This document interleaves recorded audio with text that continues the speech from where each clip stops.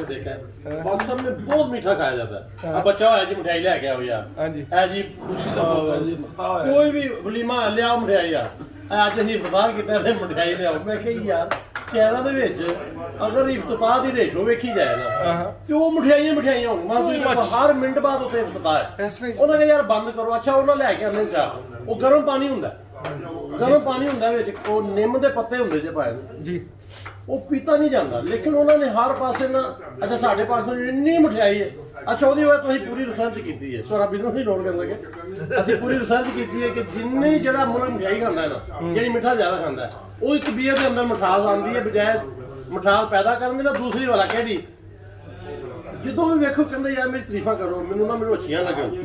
ਅੱਛਾ ਤੁਸੀਂ ਦੇਖੋ ਤੁਹਾਨੂੰ ਸੁਣਿਆ ਹੋਣਾ ਬੰਦੇ ਗੱਲਾਂ ਕਰਦੇ ਨਾ, ਕਹਿੰਦੇ ਹੁਣ ਮਿਰਚਾਂ ਲੱਗੀਆਂ ਨਹੀਂ ਨਾ, ਹੁਣ ਲੱਗੀਆਂ ਨਹੀਂ ਨਾ ਮਿਰਚਾਂ। ਉਹਨੇ ਕਦੀ ਨਹੀਂ ਕਿਹਾ ਕਿ ਹੁਣ ਮਠਿਆਈ ਲੱਗੀ ਆ, ਉਹਨੇ ਕਦੀ ਨਹੀਂ ਕਿਹਾ। ਇਹਦਾ ਮਤਲਬ ਹੈਗਾ ਕਿ ਯਾਰ ਇਹਦਾ ਵੀ ਤਲਕ ਹੈਗਾ। ਅੱਛਾ ਉਹ ਚਾਈਨੀਜ਼ ਨੂੰ ਤੁਸੀਂ ਦੇਖੋ ਹਰ ਸ਼ੈ ਕੋੜੀ ਖਾਣੀ ਹੈ। ਅੱਛਾ ਉਹਨਾਂ ਨੇ ਉਹਦਾ ਟੇਸਟ ਬਣਾ ਲਿਆ। ਉਹ ਬਲਕਿ ਚੀਨੀ ਵੇਖ, ਅਸੀਂ ਕਹੀਏ ਨਾ ਚਾਹ ਪੀਣੀ ਹੈ, ਉਹ ਚੀਨੀ ਵੇਖ ਕੇ ਨਾ ਉਹ ਨਹਾ ਜਾਂਦੇ ਨੇ, ਉਹ ਚੀਨੀ ਖਾਣ ਲੱਗਾ। ਤੇ ਬਹਰਾਲ ਮੈਂ ਕਹਿ ਰਿਹਾ ਸੀ ਕਿ ਇਹਦਾ ਬੈਲੈਂਸ ਹੋ ਜਾਏ ਨਾਲ, ਜਿਵੇਂ ਤੁਸੀਂ ਕਰੇਲੇ ਵਾਲੀ ਕੋਈ ਚੀਜ਼ ਇਸ ਤਰ੍ਹਾਂ ਹੋ ਜਾਏ ਜਿਹੜੀ ਲੋਕਾਂ ਨੂੰ ਥੋੜਾ बैलेंस दे दे कि यार ये भी थोड़ा चलो खा लो, ट्रेंड बन सकता है। इसके लिए ट्रेंड बनाना पड़ेगा। अजीम साहब जरूर इंशाल्लाह सी विजिट करांगे, अल्लाह खैर करे। मैं तो विजिट चाहांगा अपनी फैक्ट्री दा जिथे प्रोडक्शन एरिया वे अलहमदुलिल्लाह कोई हट की चीज़ां जिदे ते आ गई जी स्वीट च हट के।